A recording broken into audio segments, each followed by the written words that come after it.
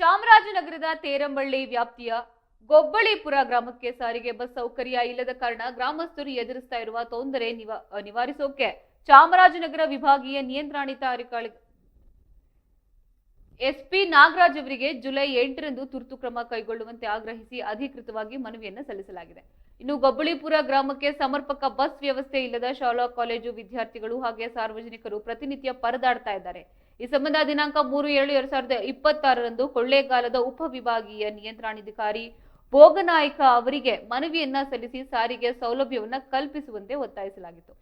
ಇದರ ಮುಂದುವರಿದ ಭಾಗವಾಗಿ ಚಾಮರಾಜನಗರ ಜಿಲ್ಲಾ ವಿಭಾಗೀಯ ನಿಯಂತ್ರಣಾಧಿಕಾರಿಗಳನ್ನ ಖುದ್ದಾಗಿ ಭೇಟಿಯನ್ನ ಮಾಡಿ ಮುಖಂಡರು ಹಾಗೆ ಗ್ರಾಮಸ್ಥರು ಬಡ ವಿದ್ಯಾರ್ಥಿಗಳ ಮತ್ತು ಸಾರ್ವಜನಿಕರ ಹಿತದೃಷ್ಟಿಯಿಂದ ಈ ಕೂಡಲೇ ಗೊಬ್ಬಳಿಪುರ ಗ್ರಾಮಕ್ಕೆ ಹೊಸ ಸಾರಿಗೆ ಬಸ್ಗಳ ಸಂಚಾರ ಆರಂಭಿಸೋಕೆ ಅಗತ್ಯ ಕ್ರಮ ವಹಿಸಬೇಕೆಂದು ಮನವಿಯನ್ನ ಮಾಡಿದ್ದಾರೆ.